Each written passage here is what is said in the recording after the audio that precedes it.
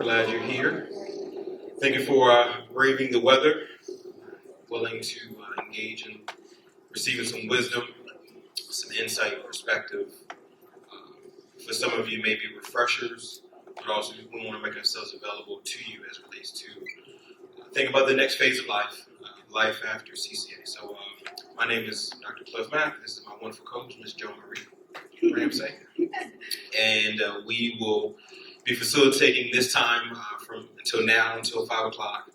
While we're here, we'll have our wonderful college reps coming in. They'll be setting up for the fair, and the fair will go from 5 to 6. So let's go ahead and pray. Ask God's blessing upon this time, and we'll get started. Heavenly Father, we give you praise for who you are. Grateful for this day that you have blessed us to see. We're thankful even, yes, for the rain that comes to nourish this ground, the earth that you have created for us. May we, with this time, honor you. We're grateful for Calvary Christian Academy and the leadership of Calvary Chapel being able to sanction this time for us to share with students and parents as it relates to the possible next steps of thinking about life after CCA. God, you have plans upon these children and those who are in this room and those who will be watching this recording. Think about the next phase of life. Help myself, Mrs. Ramsey, to present in such a way that's clear, that is concise, that will help these students and families think about the next phase of life, to consider their options, to know that you are involved in the details and that you have a plan. So help us, above all, to glorify you with what we say, with what we do, be a sweet fragrance to you. You be glorified, you be pleased. It's in Jesus Christ's name we do pray. Amen. Amen. So the agenda that we have for today will be in 3 parts. Will be to really simplify this process. We live in a world and a culture that really wants to maybe more complicate things than it really has to be. And so it is our hope and desire that we will give you the essential information and be available to you. But it's 3 things that we want to cover. Really understand the admission factors, that there are different factors that lead to college admissions in different types of colleges. But then also to discuss and learn about the ACT, SAT, and CLT, being that those are one factors of college admissions, but these are key factors in schools, and we'll discuss those in detail.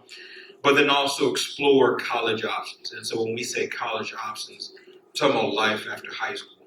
So those are the 3 essential framework in which we want to operate today. So let's go with the first section of understanding college admissions, Ms. Ramsey. All right. So there's a lot of things that colleges consider. I always tell my students, you're not just a number, you're not just a GPA.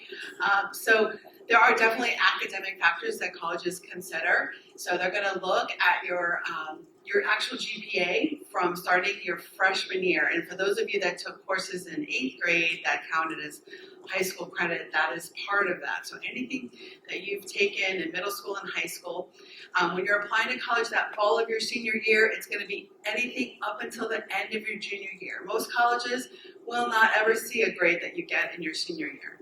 That's why we talk to our juniors about this is your last year to make an impression, but really it starts, as soon as you start taking those high school classes. Something else to know is colleges are only going to look at your core GPA. This is also important. And what is a core GPA? A core GPA is your core classes, which consist of math, science, English, social studies, and foreign language. They're going to throw out that A in art or that A in team sports, even that A in Bible. That's how they make everyone in the U.S. on the same playing field. They only consider core classes. So they're going to look at your rigor. Did you challenge yourself? We always talk about, I always tell my students, take the most challenging course that you can take that doesn't stress you out. We want you to have a life besides school, but challenge yourself. If you qualify for that honors course, then that tells us you're capable of succeeding in that honors course. So take that honors course if you can, right? Second thing is test scores. The state of Florida actually requires test scores. That's something that's part of their admissions process. No way around it. It's not an optional thing. It's all tied to the Bright Future Scholarship, which is something we can talk about, but it's all part of that, one of those factors that the state schools use. A lot of other schools do look at SAT and ACT, and some schools are what we call test optional. We'll talk about that. Also, so anything non-academic, what is that? So another thing I like to say is, what did you do besides come to CCA and sit in a seat, and go to class? What did you do? How were you engaged in your community? Were you volunteering? Did you have a part-time job? Were you involved in a club? We were in 3 clubs. Did you play a sport? Were you in the band? What were you doing? What are the things that took up your time that didn't involve school, right? And did you just be a positive contributor to your school environment, right? That's important. Your essay. This is something our seniors do the minute they walk into Senior English 4 or English 4 Honors or AP English Lit. They work on their college essay. First assignment, they're going to tweak that essay, right, Abigail, write it over and over and over until they get it perfect. Part of the application process allows, they have a prompt, there's about 7 choices, and they answer that prompt, and they go add that into, that's one of the other factors that they look at. Letters of recommendation, I always like to preface this, the state of Florida does not want them, they will not take them, they do not care about letters of recommendation. But a lot of our outside schools, private schools, Christian schools, they do want a letter of recommendation. And this is something Dr. Mack and I are in the middle of meeting with all of our seniors. We're having a senior meeting and we're kind of going through that process with them. Where are you applying? What do you need? How can we help you? And explaining to them how. So we definitely come alongside them and we'll help them through this process. We don't just send you guys out on your own and say, have fun, We're definitely here and we'll provide as much assistance as we know that you need. And lastly, the non-academic factors would be like demonstrated interest. Have you gone on an official tour? Have you revisited the school? Have you reached out to the school to get on their mailing list? That type of thing. So, all right, let's look at our next slide. So, going on to the grades and courses. So when we're talking about grades and courses, Mrs. Ramsey pointed to this earlier, is the idea that you have course selection. And please be sober-minded with this, is that not every student will take all APs, all honors, all regular courses. We want to really encourage every family to really do a good self-assessment of what is going to be most appropriate for each child. What's going to really be challenging for them as it relates to their best skills, abilities, and talents. Knowing that God has given them a brain, God has given them abilities, but being able to appropriately challenge them. And so, where appropriate, we would encourage a student to challenge themselves in taking rigorous courses of AP, honor courses, dual enrollment courses. We actually will be having a dual enrollment seminar September 17th. More information on that on my CCA. But really hear our heart, is that we really want to challenge each student to be appropriate in challenging themselves. Not to look to their friends or their siblings of, well, they did this, you should be able to do this. No, what is the best appropriate for each child? Because then that will lead to, hey, what's going to be the right college? What's going to be the right curriculum for each child? So we can have more conversation on that with each individual child and what is appropriate. If I could just say one thing about this, I have 3 children, all very different, uniquely created by God. My older 2 were into the APs, the Ds, they took a lot of them. That's just how they were. And then my 3rd child never took one AP her entire time. Now she did well where she's planted, which is what I always say, do your best. I think she had 1 D psych class. That was it, out of 4 years. And all 3 of them are successful in their own way. I have 2 Gators and a Seminole. My youngest went to Florida State without ever taking an AP class and actually graduated a semester early and is in grad school now doing great things. The other 2 were at UF and had an amazing experience. But I just like to preface it by saying you don't have to be. Like you said, they're very unique. And my daughter did put kind of that pressure on herself to be like her older brother who was taking all these classes, but that wasn't her. And she's seeing now her strengths, her gifts, her talents that God has uniquely given to her.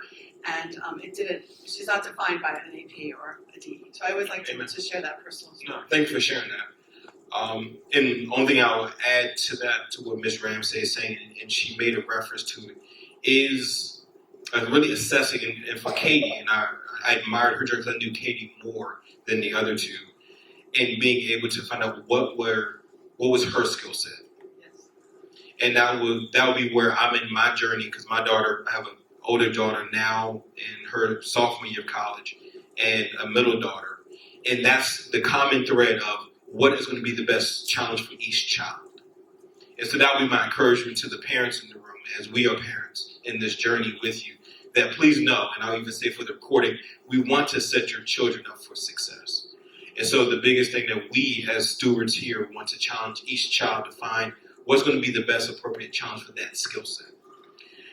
Grades, that'll be the other point, is that every year counts. So we made reference to this earlier, is that grades that may have been obtained in 7th grade because of honor courses, 8th grade as well. So those will reflect on the transcript.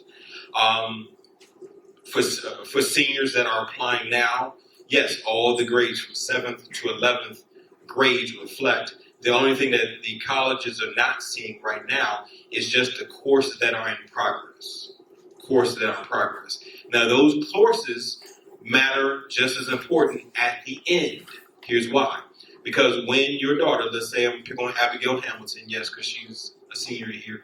Let's say when Abigail applies, where she is right now, is that she has applied for transcripts and there's courses in progress. So when she gets that acceptance letter, then it's going to be, hey, you're accepted with the condition of acceptance. Meaning that with the successful completion of your high school career, we now extend to you that offer.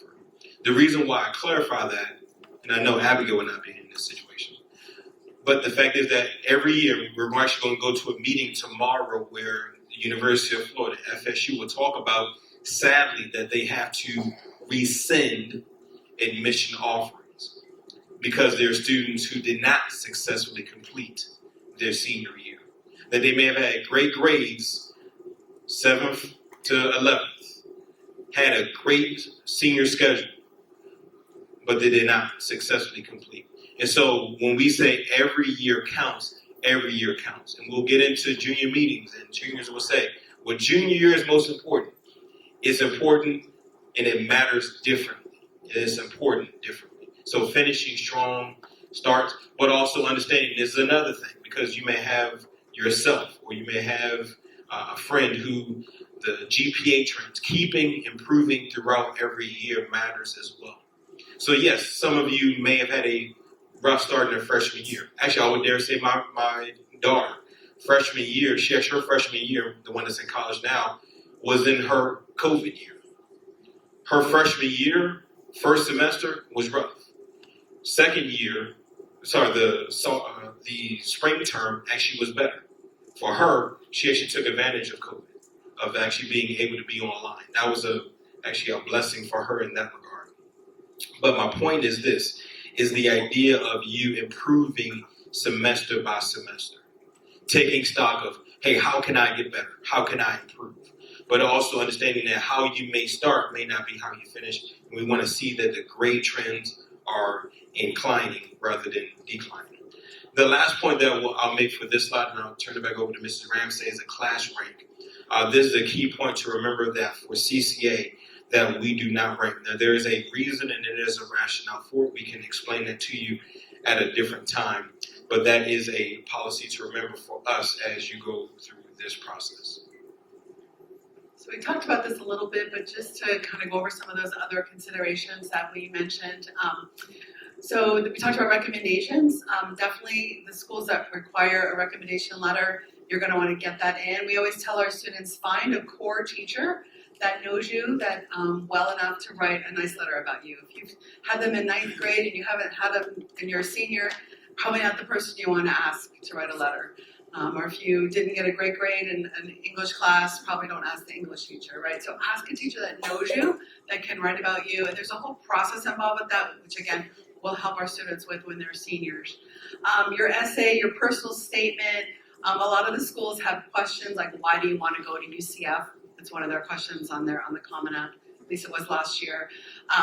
So in addition to that essay that you work on in your English class, when you work through the school's application, they're gonna, a lot of them have extra questions where they find out a little bit more about you or ask other questions just to figure out more about who you are, what you're looking for, how you might contribute to their university. Demonstrated interest, we talked about that. Go visit schools. And I think we talked about that a little bit later. Show them that you're interested. Show them that you want to be a part of their community.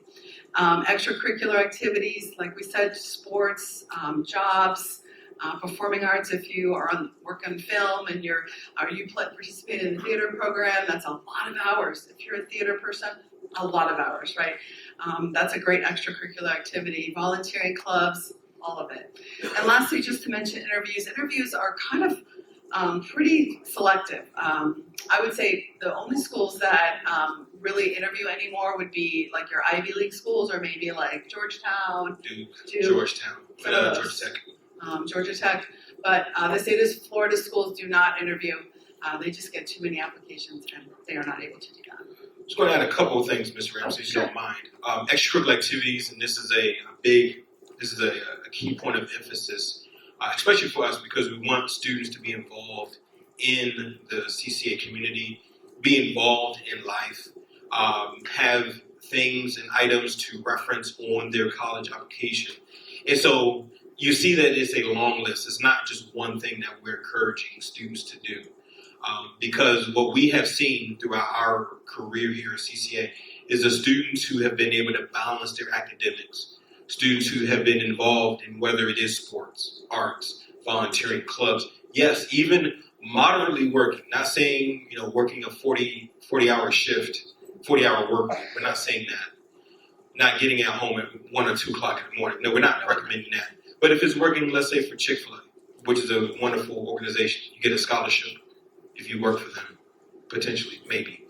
But being able to find experiences to build your resume, because those are the items that will help as you are applying to college, that helps diversify who you are and to be able to help you and make your application process that much more robust. So please be in prayer about that, how you will be involved, and maybe how to further be more involved as you go throughout your high school experience. So the next slide, we're going to make this a little bit more demonstrative, and then we're going to go to the next slide. Don't advance it yet, mister. Oh, it's me. That's right. I got it. Okay.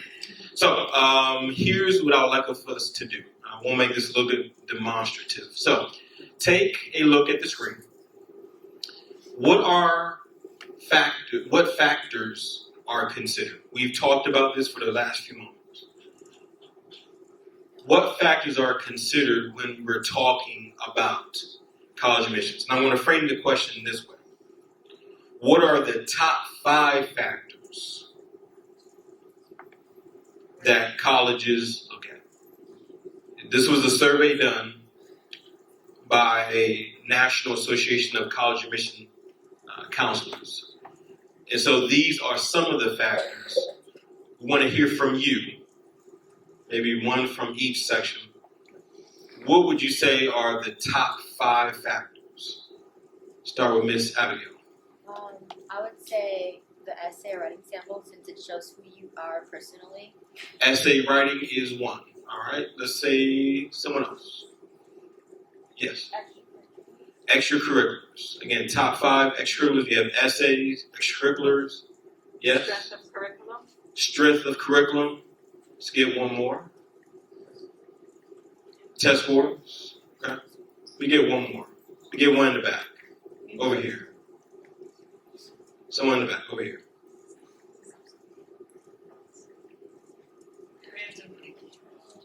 Pick one.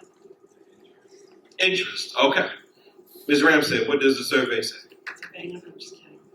Drum roll, please. So the top factors, go ahead. Top 5 factors. This is according to the National Association of College Admissions Counseling. So this is a reputable organization.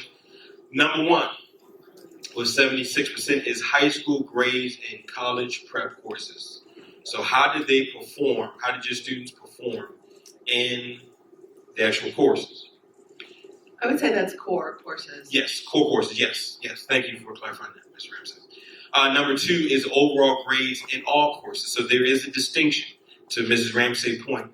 There is a difference in the college prep course as far as core. So we're talking about English, social studies, math, science, foreign language.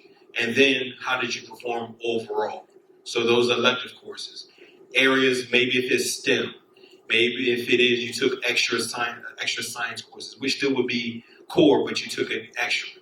How did you do? Yeah, how did you perform in fine arts? How did you perform, let's say, in the computer courses? Those would be of that. Strength of high school curriculum. So was it challenging?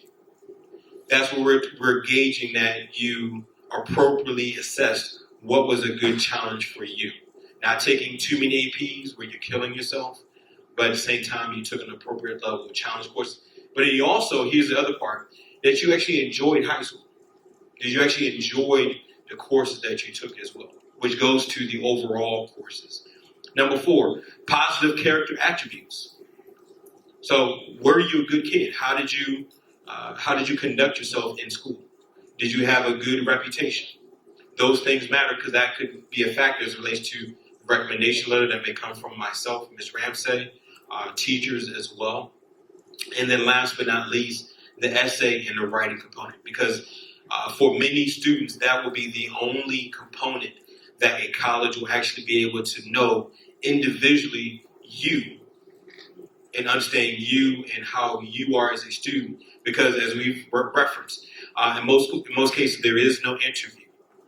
That the representatives that for many of the state schools, as they evaluate, it may go more to a committee when they're evaluating it.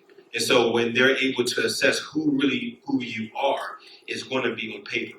And so that's why we do spend a significant amount of time here at school for the first few weeks of a senior year of working on the essay. Why? Because that's really you. That's a reflection of who you are. So as Abigail said, the idea of that writing component is a reflection of who you are outside of your classes. It's a great opportunity to really tell them something that they wouldn't read on your application. Yes. Really something that's important to you, that matters to you, that gives you, shows what your purpose is, your passions are, besides just your classes that you took, right?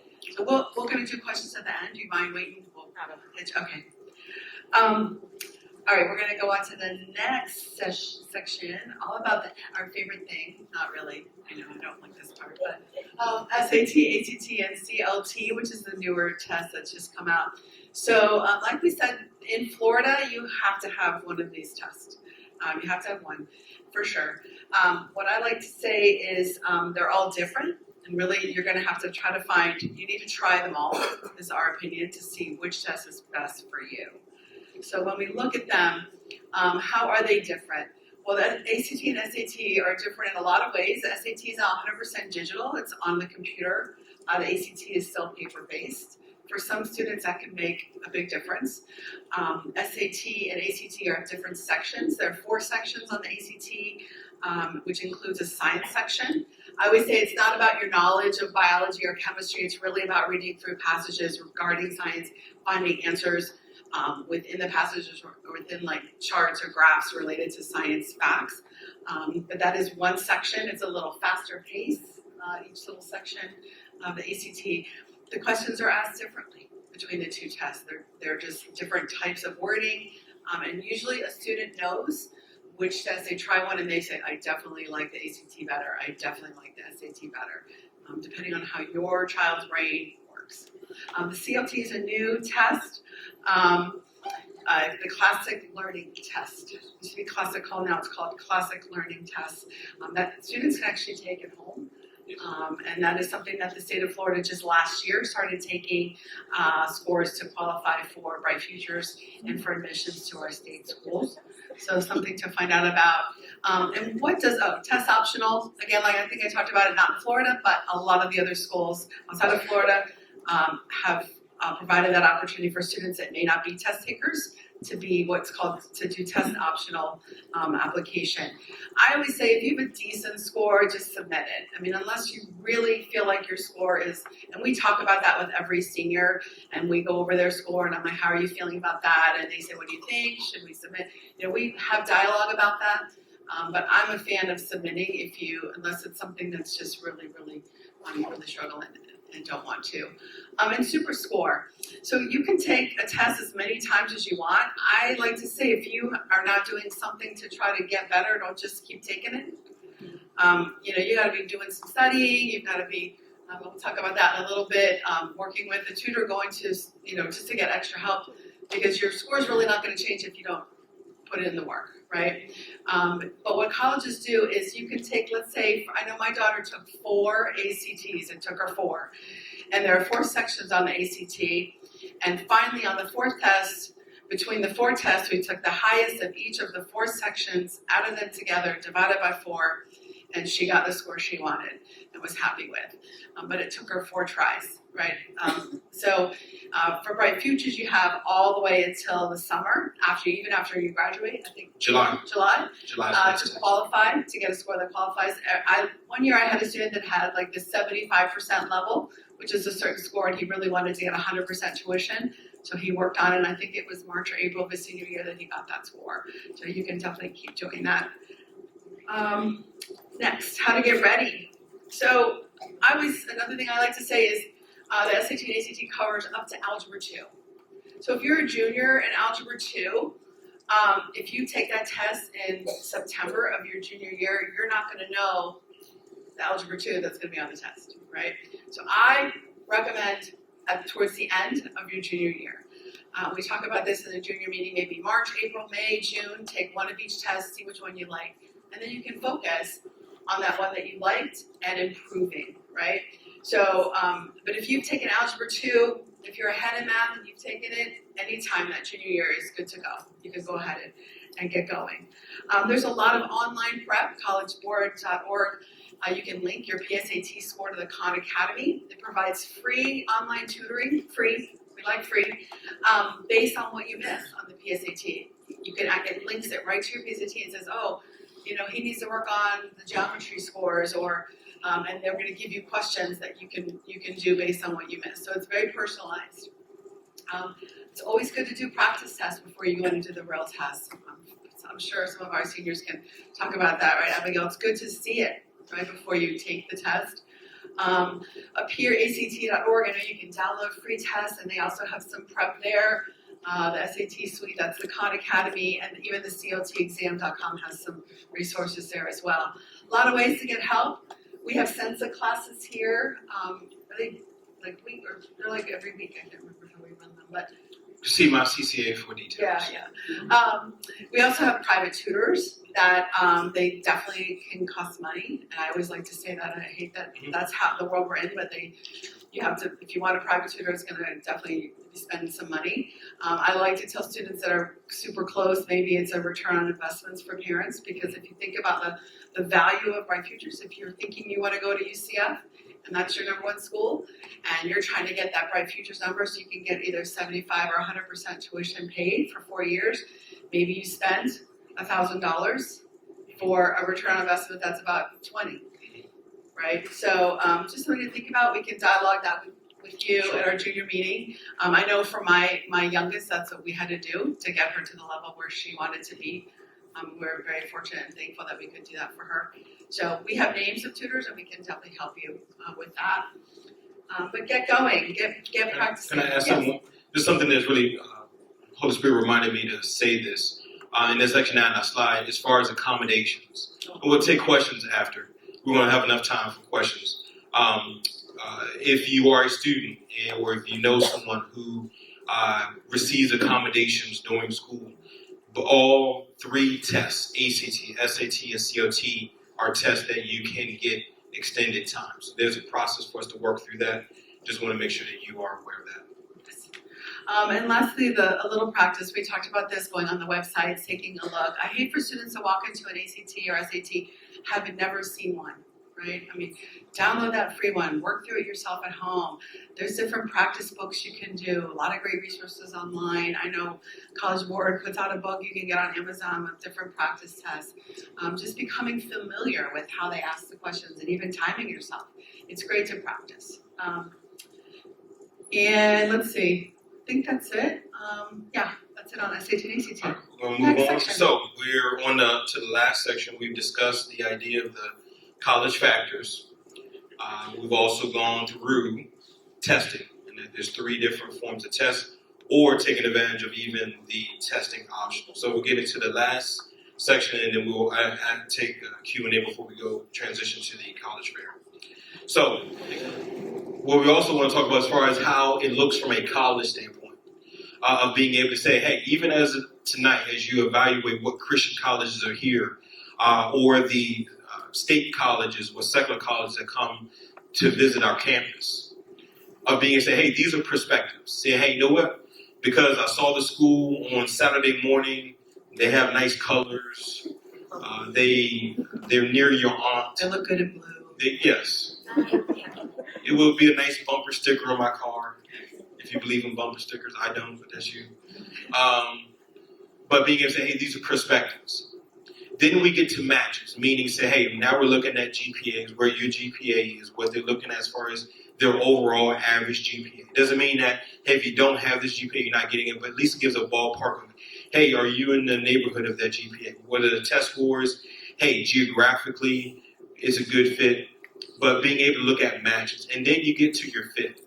And what we're saying is that the perspectives, it may be maybe 10 to 12 schools that you're looking at. But then as you get to matches, it may get to 5 or 7. And then your fit will come down to, hey, after you've applied, what schools have now said, you know what, because of your academic rigor, because of your schedule, because of your involvement, hey, now we're extending you this offer. And we're going to get that into a little bit later as far as saying, hey, now how do we properly evaluate those fits? Something I would say too is number one, you want to, and Dr. Mack and I say this all the time, every single junior and senior meeting, you want to be where God wants you to be, right? And you want to be in prayer. And this decision is, I always say, like, God is bigger than your GPA. God's bigger than your activities. He's bigger than your essay, right? So you do this work of trying to navigate this, to figure this out. But ultimately, you need to be in prayer with your family and the Lord about where does God want me. And time after time, year after year, this is my 8th year, I think, I was doing this.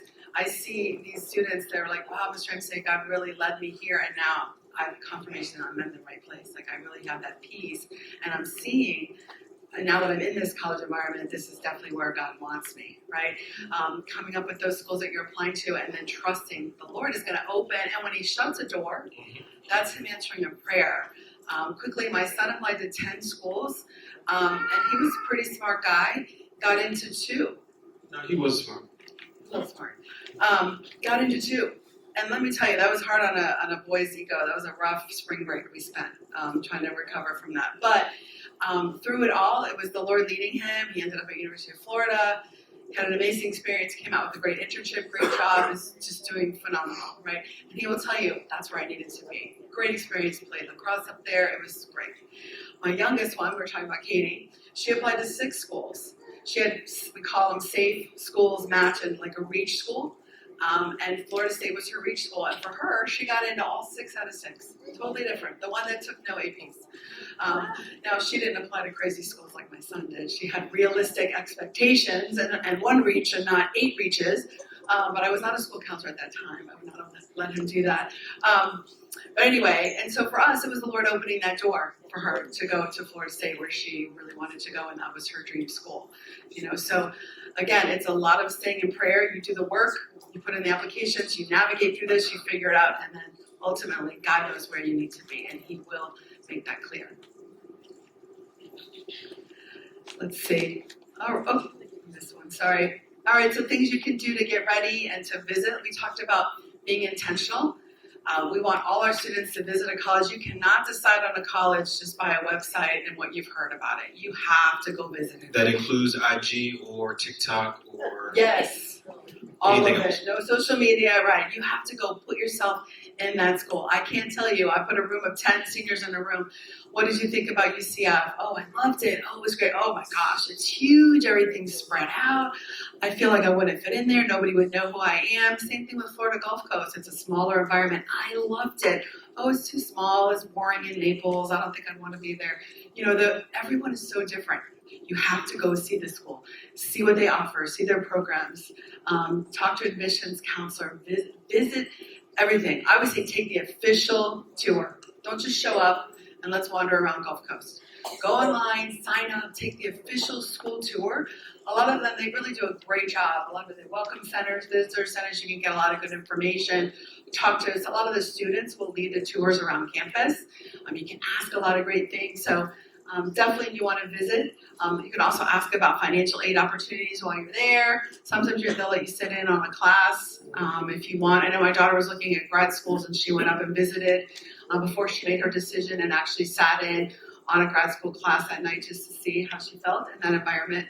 And then, like I said, talk to current students and faculty while you're on that tour, or stop somebody. What do you think about Florida Gulf Coast? Do you love it here? You know, they're usually pretty happy to talk to you. I'd like to point your attention to macro, micro. Macro would be more of a campus visits now. Hey, we're going to go visit FAU. We just want to see FAU for what it offers.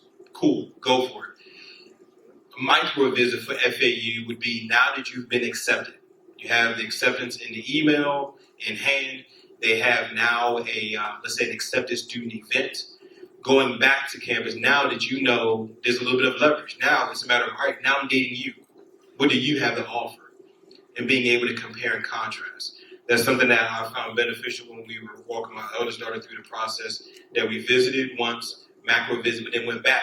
We also had more intentional conversations actually with the department head. My daughter, I encouraged her, and I encourage all students to do this, is that if you know you want to major in something, her particular major was psychology, or is psychology, but if it's business, if it's engineering, whatever major it is, this will be a good litmus test. That whatever school you're considering, that if you say, hey, you know what, now I've been accepted, now I'm going to reach out to the department head or an assistant professor. Hey, I'm going to be on campus this particular day. Can I have lunch with you, or can I come by your office just to introduce myself? I'm a prospective student. I really want to gauge if this particular school is a good fit for me. If they don't reply back to you, how will you take that? You may be thinking, what? Maybe you don't want me here. But let's just say they reply back to you. It says, yes, I'm going to have lunch with you. Meet me here. Matter of fact, I'll give you a free lunch card to have lunch with me. Now, how are you feeling? Feel a little warm inside, right? Act like you feel like you just ate some mac and cheese, warm inside a little bit. But being able to take advantage of that micro visit, so now you have something to compare and contrast to your experience. So that's when we talk about macro, micro, that's what we're referring about.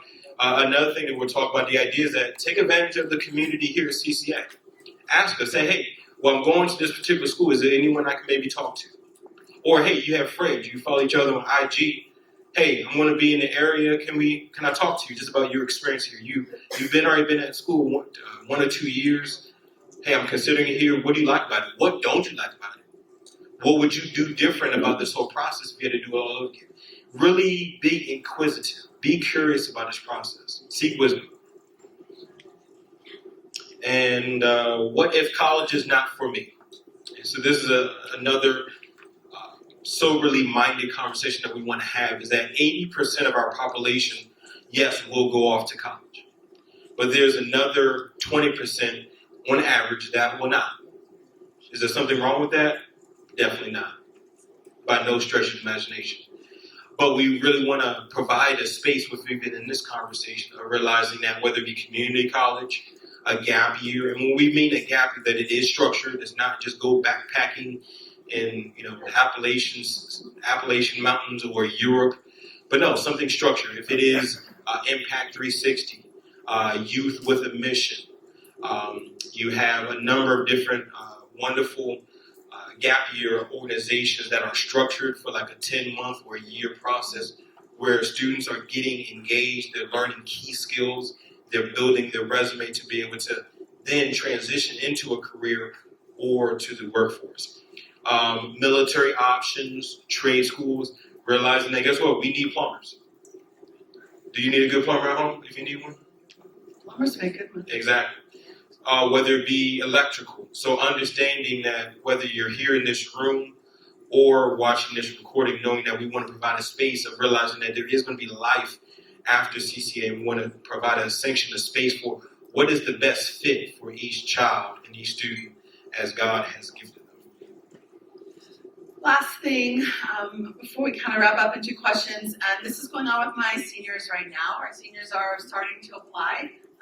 So you're going to come up with your list of schools after you've done all this research and soul searching and prayer, and you're coming up with some safe, match, and reach schools, a lot of great information online about all the schools, what they're looking for. Like Dr. Mack said, we're going to a conference tomorrow with all the state schools of Florida. We meet with all of their admissions directors and they give us the latest stats on what it took to get into their school last year, what their freshman profile is, we call it. And they let us know different ways to apply, different programs they might offer everybody. The new trend right now in Florida is called something called early action, where you apply to a school early and you find out early. It's not a binding commitment. That's something called early decision, where if you apply early decision, that means I'm going there if I get in 100%. But there are a lot of the FAU, UCF, FSU, UF, all this year, brand new, are going to early action, which we tell our students apply early action. You want to be considered first. So you're going to take a look at the different scholarship and financial aid requirements. You're going to look at your application. Most schools we apply on Common App. It's a base way to apply to a lot of schools. You fill in all the information about you. You add in that pretty essay you worked on in English, and then you work through each school's, add your schools and work through each school's application. This is when you would ask for letters if you need them. There's a whole process. Usually it's about a 2-week turnaround time. We ask for recommendation letters. And then we have another system that we use called SCOIR, SCOIR. So Common App is for your application, and then we transfer everything over to SCOIR, at least this year. That's what we're using. That's how we send supplemental materials. So that includes your transcripts, if we send them. If it's a state school, a lot of them you self-report yourself, and we'll tell you how to do that. And then if there's any recommendation letters, those all go through SCOIR. And then once you're accepted and you've decided, hey, I'm going to Florida Gulf Coast, our registrar uses that platform, SCOIR, to send your final transcript to the college that you tell us you'll be attending next fall or summer. And then we always say, once you apply, check your email every day. Not a CCA email. We don't use CCA emails for anything outside of CCA. So a personal email, check it every day, and then you have to do all the next steps. It's a process. We have a whole document on our advisory pages for our seniors, and we try to help them. If I can add something to that, another key thing, it says check email and application portals. Yes. One of the biggest reasons, and there's an application form why we encourage students to apply to 5 to 7 schools, is being able to manage all of it. And so there are each school. So if you apply to 5 to 7 schools, each school is going to have a portal, a username, password for you to remember. Students, not parents, students to remember, to be able to manage all, making sure they have all the needed documents. But if you're not managing, as Mrs. Ramsey said, your emails and also managing that portal, they could be sending a red flag saying, hey, you're missing your test scores. And then you come to us and say, well, they didn't get the transcript. Actually, we look at your portal and actually they're missing your test scores. Test scores are sent by you. So we got to take care of that. So that's a part of this managing the process. Parents, I'm going to say this, and Joan, Yes, I you've agree. been down this road as well. Parents, I'm going to say this lovingly, okay? I'm going to say this with me. Empowerment. That was too weak. I'm going to say it. Say it loud. Say it Kids with weren't some. saying it. Say it with some Holy Ghost spirit. Empowerment. There we go. We want to empower your young daughter and young son to be able to own this process. Now, that doesn't mean that you're not a part of it. Does not mean you're not engaged. But no, you're empowering them to be able to say, hey, you know what? Have you checked your email? Did you respond? It's not on me. Yeah. I got to pay bills. I got to get to work. Yeah. This And is if they're yours. missing something, I always tell the student, the colleges don't want to hear from you. Nope. Once they turn 18, they won't even talk to you, most of them. All they Because want is they're the adults. money. They just want the money. They just want that And check. we have a lot of great resources. I like to call attention to that high school advisory page. There is a college planning spreadsheet just to help you stay organized, where you can put all those user password and ideas, ID numbers in there. There is a resume sample. There's, like I said, the college application steps. It's a step-by-step. How do I apply to college? So we try to put in all of that advisory page. Hopefully, Abigail, you've looked at that. Yes, maybe. Anyway, all of the advisory We'll page. go ahead and wrap up. Real quick, the idea cast vision where there is no vision, the people perish. Proverbs 29:18. Really want to seek to construct, clarify, confirm, and correct the college career and calling path that you're on. Allow us to help with that. There is just a couple other reminders. We will be having a FAFSA workshop More information coming on that. Senior meetings, we're currently doing that right now. As you also see, juniors, we will be meeting with you after you get back from Mexico in the new year. We will, please parents, for those saying for the recording, but also for those who are here, parents, please be a part of that process as well. We want to make sure that we connect with you. So we have a few moments. We believe the fair is set to go. We want to go ahead and set aside this time now for questions. Yes? When you said that there is SAT practice tests on college board, Yes. is there ACT practice Yes. there as well? Yes, there is. The question, just for the recording, question as far as SAT prep material for SAT, yes, that's via the College Board account. When the student registers, they will have access to that information. But then also when students register with ACTstudent.org, the same information is there. They're competing organizations, so they want to make sure that they provide the same essential resources to each other. So yes, both SAT and ACT offer both information. Great question. Yes. 2 questions. Yes. Thank you for the information. Thank you. Very valuable. The first one is the CLT. Yes. I've never heard this Yes. before. Maybe I missed it, but what's the difference between this one other than the take-home score test? Is it only for Florida universities and colleges? And the second question is, how can we stack scholarships, whether it be federal and/or institutional? Good question. I'll repeat the question now. Allow Ms. Rams to answer. First question, as far as the CLT, and if I heard your question correctly, is it out of state? Is it also in state? Yes, we'll address that. And then the second question, as far as how do you stack scholarships? Correct. All right. If you want to take CLT, I'll take the So scholarships. CLT, as far as I know, it's accepted at other schools. Just Florida has Private Christian. private Christian schools. Right. Yes, outside the state of Florida. Right, but in Florida, the state schools are actually taking it, so that's something very specific to Florida, where they'll take it for admissions and for Bright Futures. But it is mostly used by Christian universities. Yeah, it started as, it's been around for probably maybe about a decade or so. It started with the classical learning test. So many, for those who maybe have friends who are part of the homeschool community, it started in the homeschool community to provide an assessment because many of those students may not have necessarily performed as best on the ACT or SAT, and so the CLT was constructed. And then just through different series of events, Florida has adopted that as a third test. Previously, prior to maybe 2 years ago, it was pretty much just for Christian schools. In the state of Florida, it would have been PBA and Southeastern. But because now it is linked to Bright Futures, all state schools. So we're not talking about University of Miami. Wow, because University of Miami is a private institution. We're talking about Berry University. Berry is a private Catholic school. That's the distinction. Makes sense? So we can walk you through in more detail. How do you stack scholarships? Stacking scholarships in a number of different ways. One, colleges want to get money.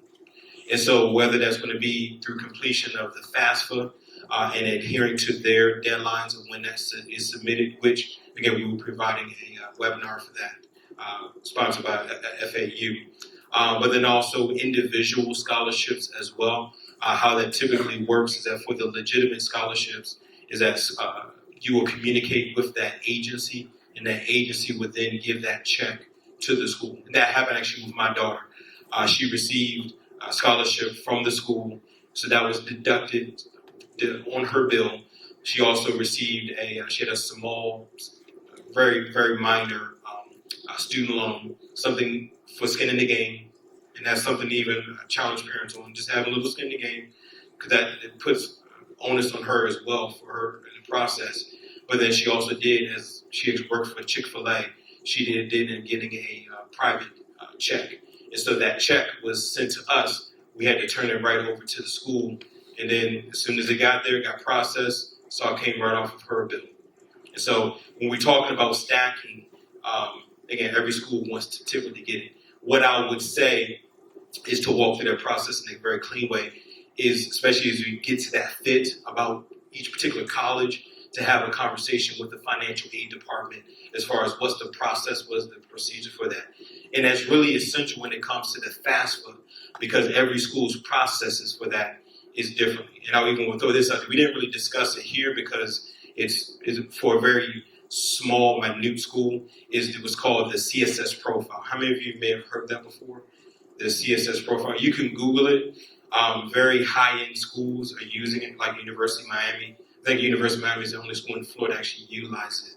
But that's a very in-depth diagnostic review in addition to the FAFSA. So the reason why I bring that up is just being able to walk through each school with the financial process. Does that make sense? Is that helpful? Good question. Yes. Is that a test university, SAT, ACT, COT? You said to find a test that kind of like you would prefer to take or like more comfortable taking. Does that also apply to like a certain college? Like, do they prefer a certain test to be taken as one from there? So the colleges really don't care. So as long as you submit a score of one of the 3 tests in Florida, or if you're out of state, the ACT or SAT, they don't care. It's just whatever your best is, you'll know which score, and you can compare and see them. There's even charts that show you, a 25 is equal to 1210, and you'll know exactly where you're at and which one's better. And then you'll submit all your test scores, but it does not matter. No, good question. One of the slides that shows that the class doesn't rank. Does it mean honors classes does not rank? Or It means we do not rank your child. A lot of kids want to know if they're number 1 in the school, Val or Sal, or in the top 10%, or what ranking am I? Broward County Public Schools rank. They will tell you, you can log in to your student and say you are number 347 out of 888. They will tell you your exact number at any given time, right? I think they do that every semester. They update that. We just don't rank. It's more for the bigger schools. And I know there's other reasons, but we just don't. Our students don't know where they are. And things change so much year to year to year. So that's why we don't rank here. And just for the sake of discussion, there's some parents, when they hear that, saying, well, is that hurting a student? No. We have consulted, and we've actually had that policy since the school has started. And so that policy does not hurt the students.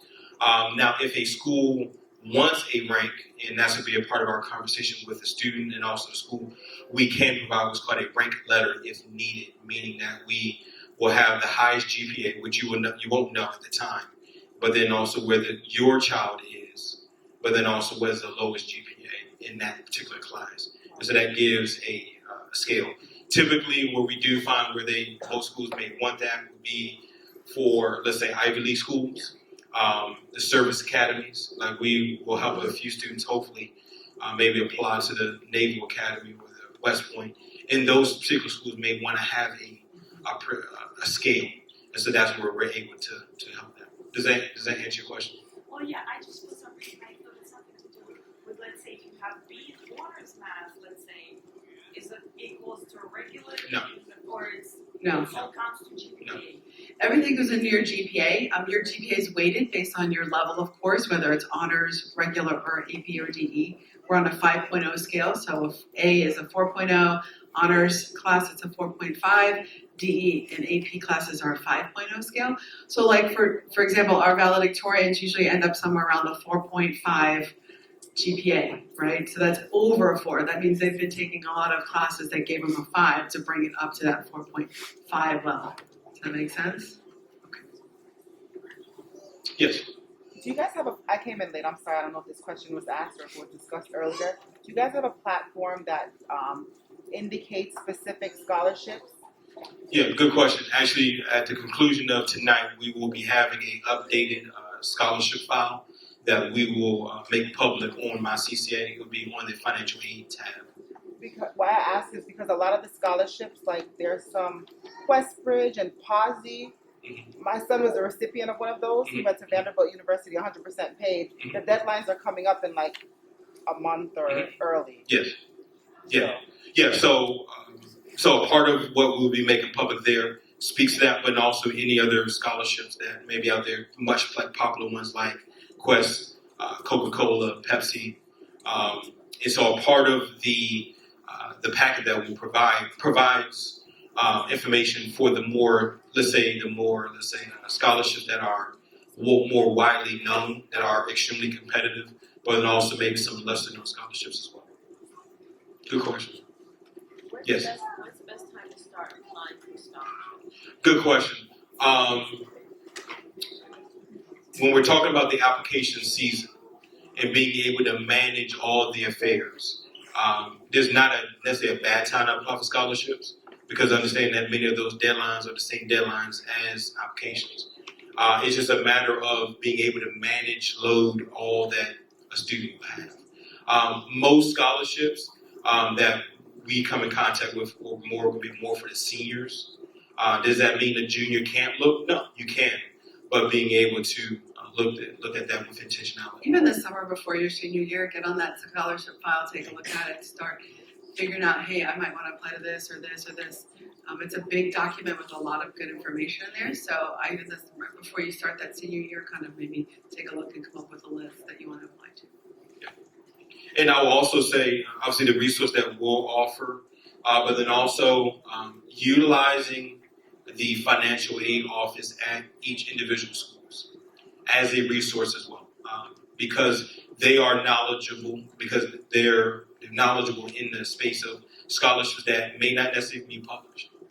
And that even goes to the students having a good rapport and a good relationship with the individuals in the campus, because there'll be scholarships that, hey, just because you showed up, because you inquired, because you said, hey, and this will be a whole other thing when we get to the financial aid seminar, the idea of it's not a negotiation, but it's a conversation about having financial need, where when you're talking to a financial aid rep, they maybe say, hey, you know what, we just found out there's $2,000 that's available to this particular type of student. You meet the criteria. Here you go. Isn't there the college board even has, we've had people Yes. get money from college board? Yes, we have. Yes. There's, you could go on their website and they have some things that you do, like a little tasks, and you get entered into Yes. drawing just for money. I mean, all you're doing is doing some silly tasks. I know for the National Honor Society, they have a big scholarship. Last year, I had a student win $2,500 from the National Honor Society corporate. He had to do the application. I sent it out to all the members, and I said, hey, the scholarship's open. Take a look at it and apply if you're interested, and he got it. So we've had students get both of those, which are different things, you know. So College Board is a wonderful resource to check out as well. Yes. So you mentioned, suppose your children get the multiple acceptance, right? How do you manage the communication with the various schools during that time, and what are the don't do's, with the various schools? Good question. Take that first. Well, I would say, you have until usually it's May 1st to let a school know that you're coming. So you're not really obligated to let them know. I always say though, if you want to stay on campus, you need to put a deposit down on housing if you're even thinking about it, and letting them know, hey, I If it's UCF, FSU, UF, you better put that in. But you don't have to officially commit until May 1st. So I say, obviously you don't want to accept 3 different schools, right? Don't accept till you know where you want to go. You don't want to take that space away from somebody else, because a lot of the schools are going on to waiting lists and to letting kids know when they're maybe on the fence, they're going to wait and see how their enrollment shakes out, and in May maybe offer a spot to somebody that was borderline, right? So you don't want to accept more than one offer of admission, but you have until May 1st to make that.